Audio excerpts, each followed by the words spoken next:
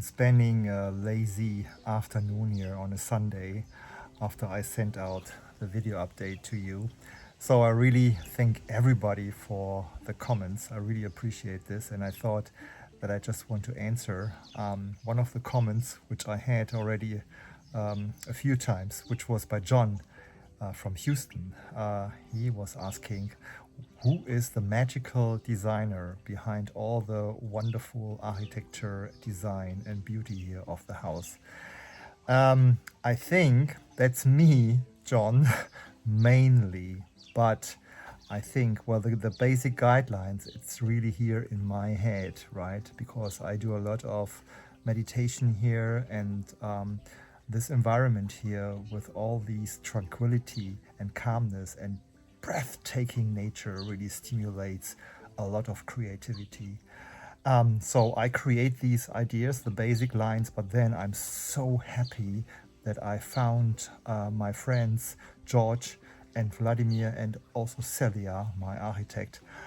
They stop me sometime, or they have sometimes wonderful input and guide me a little bit that I'm not getting too crazy. And I think the outcome of this wonderful partnership or teamwork is really magnificent, I have to say. And it fills me really with a lot of proudness. Can you say that? I'm very proud about this, and I really want to share this with everybody, and also, of course, I want to inspire many people. The basic guideline for me as a molecular biologist and botanist, for me, is always, and I have a passion for beauty, for architecture and design, is to integrate and blend actually the surrounding nature with the house, with the casa. So there must be a kind of a transition between the inside and the outside. And when you abstract what is in the nature, you can see this here in the back. You see, actually, it's a little bit cloudy now, but you see actually the blue sky. You see the green, which is all the plants and the nature around. And then you have the soil, the terra, which is reddish here, terracotta. So these are actually the ingredients, the colors that I abstract and want to bring into the house, so that seemingly it's a flow, it's a resonance and harmony between inside and outside. And these are my guiding principles for architecture and design here. And the other thing is, I want to maintain what's there. So when I bought the house, the house was really in a very bad state, and you see that when you watch one of the very, very early movies that I took at that time. But there's always something that is really nice, and I want to preserve that and then renovate that and bring that to a much, much higher level. But then also blend this not only what I mentioned, but also with modern technologies and modern lines, design, and structures and features. And this is always the guiding principle that I try to follow. I give you a few examples now, especially now with the guest area and with what we're going to do for the last two remaining rooms here in the house. And I hope that explains a little bit how these ideas evolve and how we actually proceed when we do the work here. Okay? So I want to give you some background information about the design ideas and plans for the guest area. As you can see here in the middle, this will be the entrance for the guest area. Here, this is the kitchen, and here is one guest bedroom. And now what we're going to do during the next 2 weeks, we're gonna also renovate this room here, which has a window here inside the house, which belongs to the guest area. This is the entrance to the private area, to the living room or the fireplace room. You see that in a minute. So let's move into the entrance for the guest area. And as you know, here is the kitchen, and there will be the first bedroom.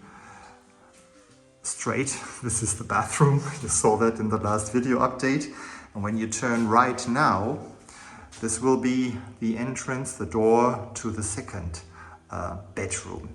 We continue here with the same big or large floor tiles, which I really love and which were found by Celia, my architect. And then you see here, we go inside. George did already a fantastic job. He took off all the old tiles here, which was a lot of work. And here you see the door that is connecting actually then the guest space here inside the room and the private room, which is here the fireplace room. And then you turn left here. This is then the kitchen. And here is the main entrance for the private space. So I go back here. One of the ideas that Celia, my architect, had already from the beginning, and that was really very crucial, to have this kind of a separation here that I just explained. And then take this door here and put it here on the left side. So that this door is actually in line when you come in. You have it here, right there. So we're going to break this wall and put the door here, and we close this here. That gives us space to put then a bed right here in the middle of the room. This is much more easy. And then you can just walk through, or you can close the door here for the guests. And then we have actually here the front with a window. What we're going to do here, because we have limited space here, we're going to create something. So we extend here the wall, which is on the left and right side, which is not even, not in a 90 degrees angle. It goes a little bit to the side, to the left here and to the right. And even here, this one, this wall goes up a little bit to increase the view actually when you are in the room, which is a really nice thing, what you see very often in old Portuguese farmhouses. So we're going to extend this here, left and right, and also here. And that's the reason why Vladimir already constructed this wooden assembly here, because we're going to build here a kind of a shelf. And we extend this wall to the left and to the right and create here a shelf for the guest. And here on the right side, kind of an integrated wardrobe where you can hang your clothes. Then you see here the ceiling, which is already painted. This is just concrete. And I really want to have rustic style rendering, which is everywhere here in this room already. And we have this, as you can see here, also everywhere here in the entrance. So we want to continue here and then have also rustic rendering here.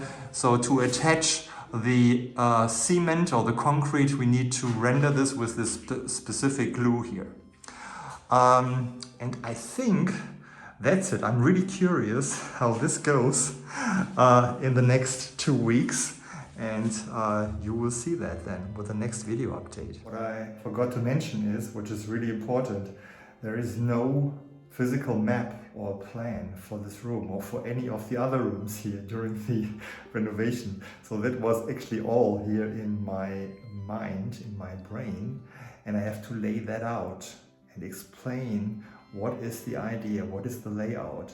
And then there will be some, on the way when we do all the work, there will be some more ideas that we then integrate into the plan. And so it's really a step-by-step approach, which is really good actually. This is a luxury situation because I'm more or less here, working here from my company, from my house, from my home. But I can just observe every step here in between. And yeah, if you have an architect who has a plan, and then you have constructing workers who have to work on the plan, you have a plan and then you just do it. And there is probably not much modification. But here we just go along the way, and there will be many modifications on this way, which gives a much better result in the end. Okay. So I hope that gave you some insight into the design and architecture of the house. In the last days, I had another YouTube follower family, Tina, and her family here as my guests. We had a great time, and Monique, the daughter of Tina, created a wonderful video with impressions of the house, which I want to show you now. Yeah, thanks, Monique, and enjoy the video, and then see you soon next weekend with the next update. Bye bye.